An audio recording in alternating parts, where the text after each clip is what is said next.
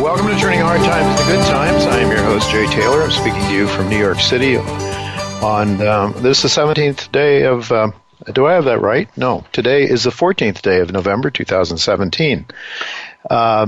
Before I talk more about today's show, let me remind you that I am the author of Jay Taylor's Gold, Energy, and Tech Stocks, and we're having a really good time this year with the junior gold stocks, the exploration stocks, chief among which, of course, is Novo Resources, which is up 8 or 10-fold this year, one of the sponsors to this show. But there's a lot of others that are really looking good, and I might also mention that this is the time of the year when there's a lot of tax loss selling in these little juniors. It's not the time to be selling unless you have to.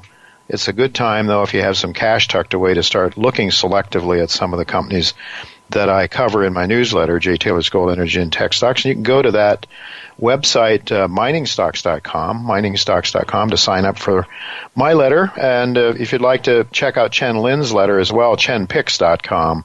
Chen has done a very, very good job of making money for his subscribers and has some great ideas that I think are worth following. In fact, I follow a few of them myself and tuck a couple of them away here and there in my newsletter.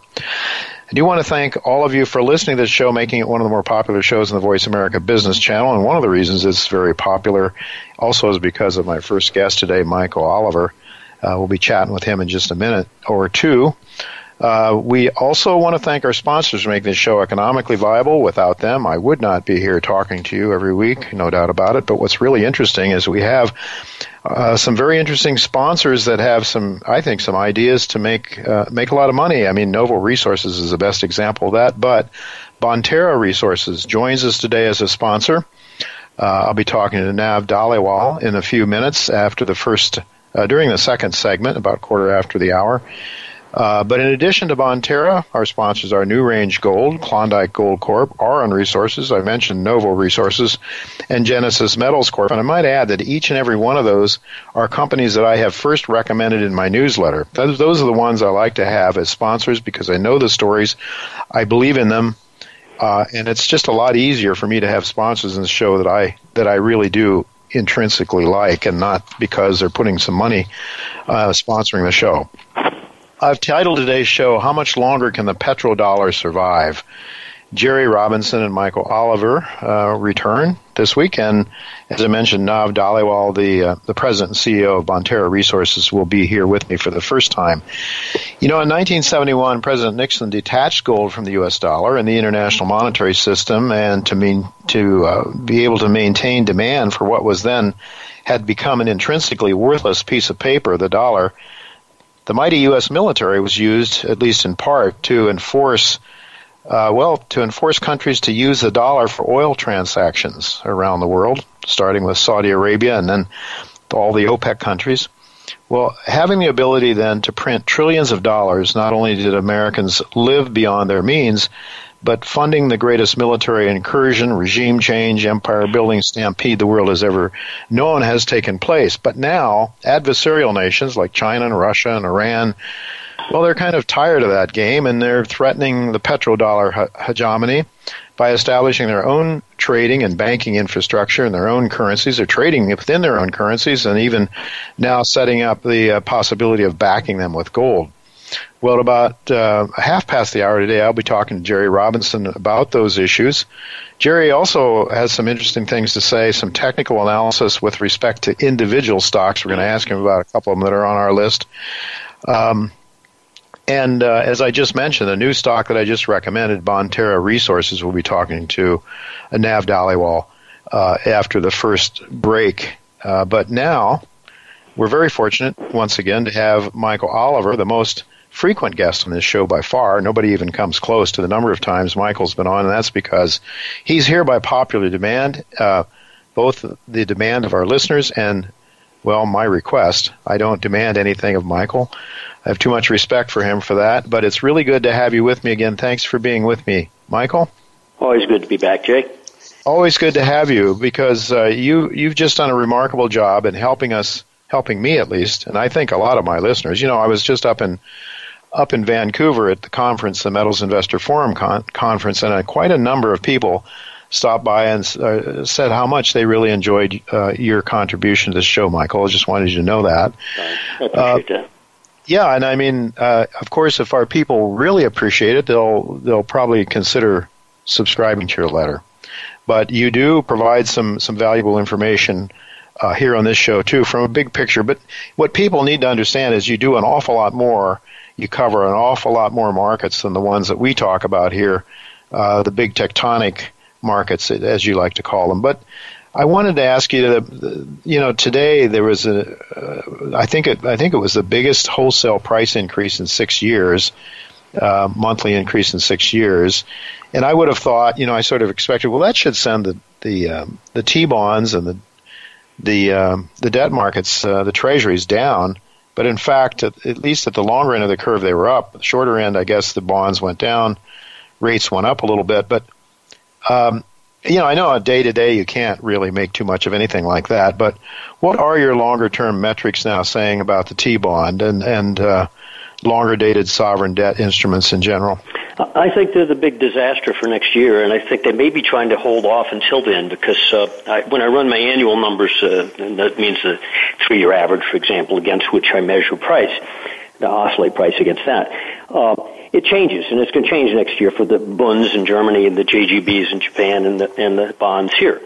And it's going to jump up, meaning that the current price level relative to that average is going to drop because the moving average is coming up.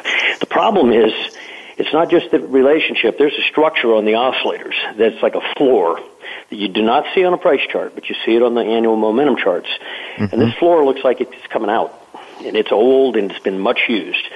And it looks to me like when I see this kind of situation shape up, it's often a function, not so much of price dropping through the structure, but the structure coming up to the market by the change in the moving average, if you followed that logic.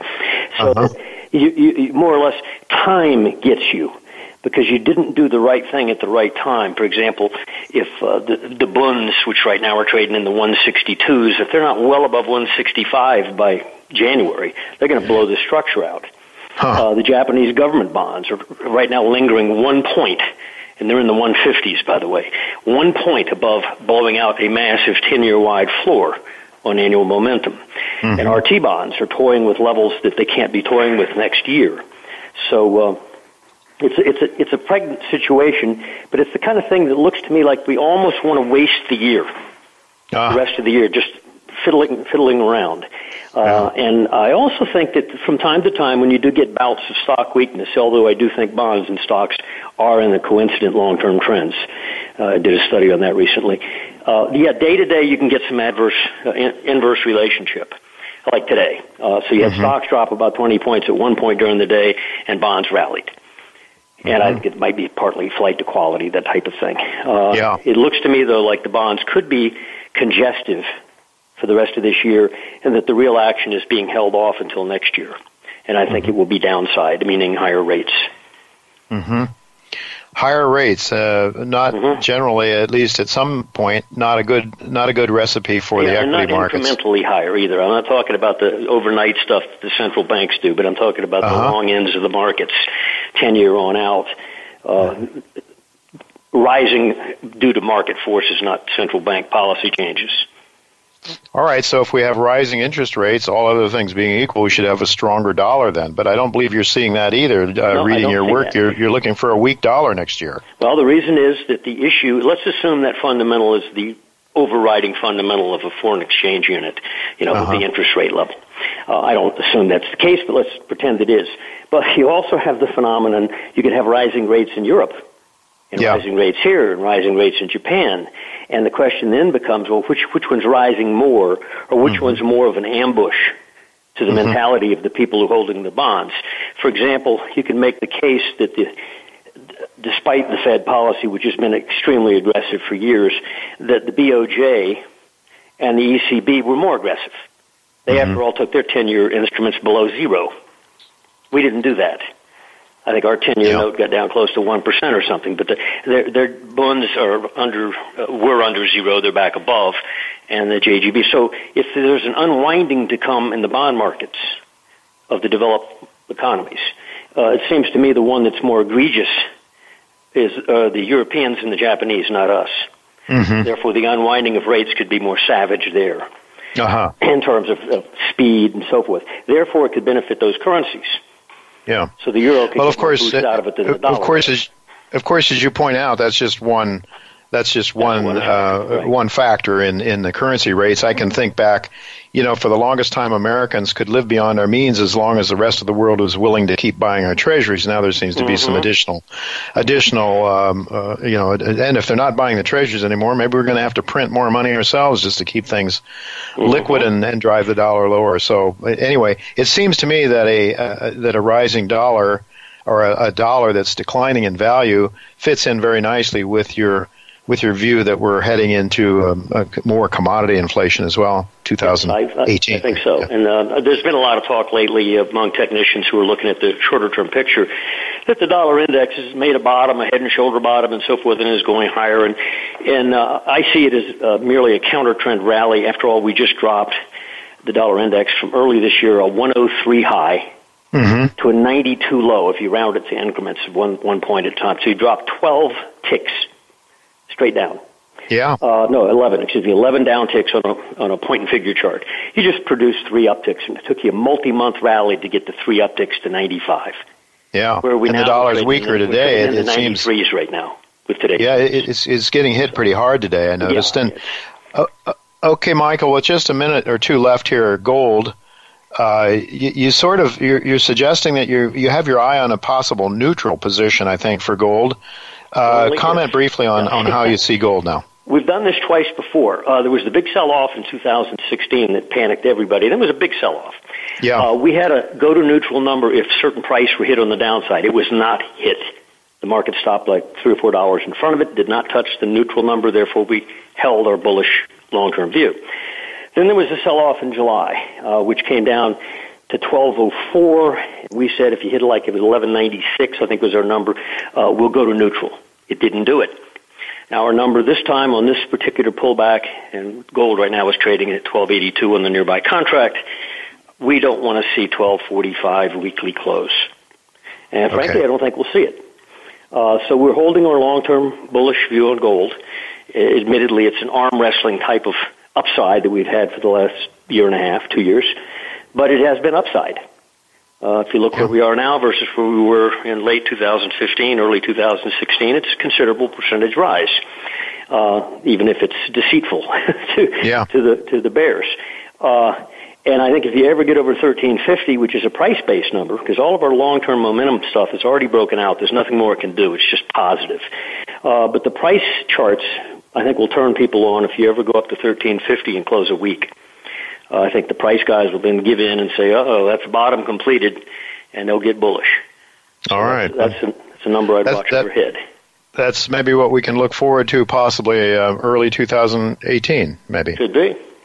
Yeah, could be. Never know, right? Never know exactly, right. But at least that's a number to keep our eye on. Yeah. Well, I see gold's at 1281, so comfortably above that 1245 for the moment anyway.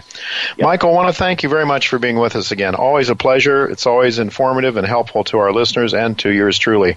So thanks so much, and hopefully if you're around next week, you'll take a few minutes with us again. See you then. Bye-bye.